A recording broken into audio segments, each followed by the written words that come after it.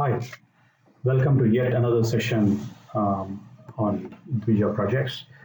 This session is about planning for your project work, right? So far, you've seen or you've heard the previous lessons on how you can select a project. We also talked about how to align the various objectives that you may have and the other interested parties like the college or the industry may have, and how that should help you decide on the projects. We also discussed about the constraints that may have or that may impact the successful execution of the projects, right? So with all those data, you would have already finalized on a problem statement that you're going to work. This session is going to help you on how you should go about planning for your project, right? So planning. If you look at the definition, it's all about knowing what to do, when to do, how to do, where to do, and who to do, right? So this achievement that you're going to get, or the achievement that you expect out of a good project, is going to be the result of a good plan, right? And planning comprises of various aspects. It's going to give you, or it's going to demand that you take time to create a project charter wherein you're going to define what that problem statement is. It's going to define what is going to be the scope of the problem that you're going to solve. It is also going to help you identify all the stakeholders that you should stay connected with. The whole constraints, understanding in terms of resources, people, time, and try and have all the communication that is needed to be delivered on a timely manner. So all those aspects are going to come, and this is going to be one good way of managing and eliminating all the risks that can come between you and a successful execution of a project.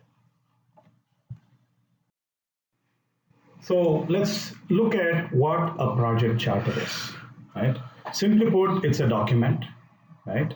And it helps you draft, write, and formalize the scope of this project. You will also define what is that problem statement. And of course, it can't be an essay. It's going to be in few sentences that can best describe what that project problem is. It'll also have details on the scope, so you are aware by when you need to complete this project, and you will work backwards in terms of planning on the various milestones that you need to take care of. It'll also help you communicate this information to all your critical stakeholders on what is the expectation from a timeline perspective, so people are ready. It'll also help you describe what is the cost, what do you think are the various risks, and how you need support from the others concerned so that they also provide you the required help in terms of handling those concerns, right? More than anything else, you as a project owner, it is in your best interest to list all this, take time to reflect on all these aspects so that you can reach out to the right people who can support you on a timely manner. Right, here is an example. It's a template that you can choose to use to put in your project charter. The first box, as you can see, is the problem statement, right? And as I said earlier, it cannot be a big essay. In few sentences, try to best describe what is the problem statement and what is the objective, right? What is it that you're going to try and solve from this problem? And what is the scope? Again, we are not going to solve world hunger in 3 months' time that you may be given to solve this, to do this project. So what is that big problem? And within that, what is that actual problem that you're going to narrow down, focus, and try and solve through this project? So also clarifying, putting that scope here so people don't make assumptions on what is the outcome that they can expect from this exercise. The very critical part, stakeholders, right? It of course will carry the most important people from your college who are going to support you in this journey, your guide, your advisor. But alongside this, will also talk about the other friends from your college. What I mean is your classmates who could also be part of this project. It would talk about the external parties.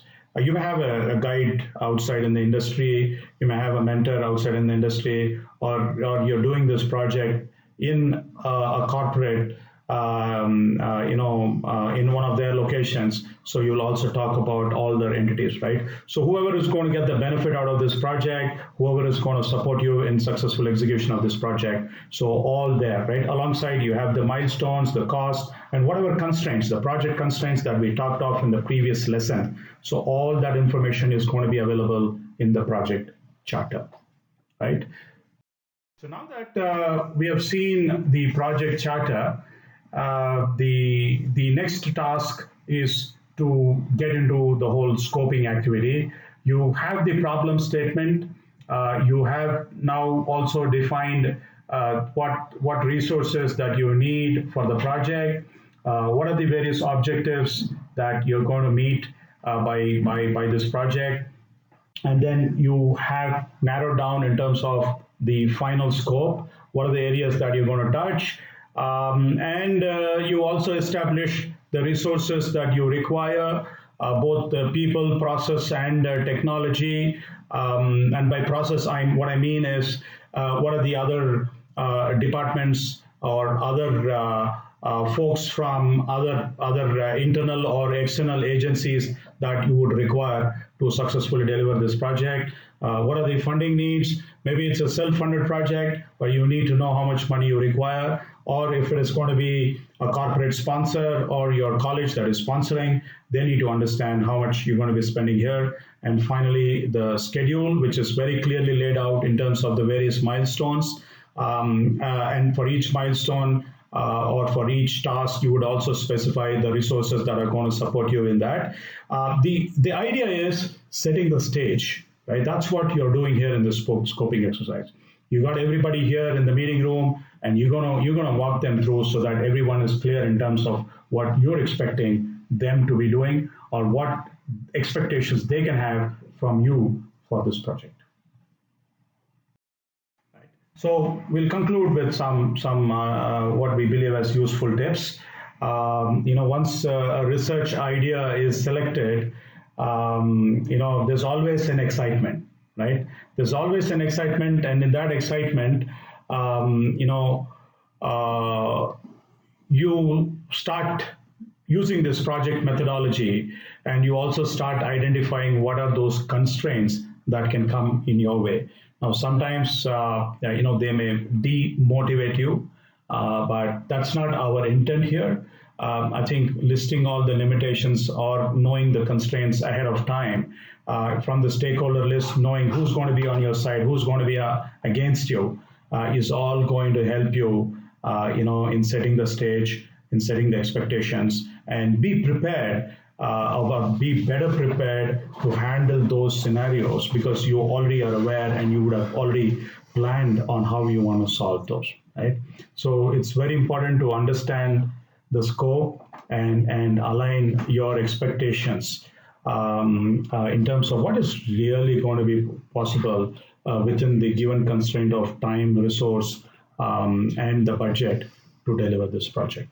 Okay, so scoping is going to help you to break down the project deliverables to achieve tasks.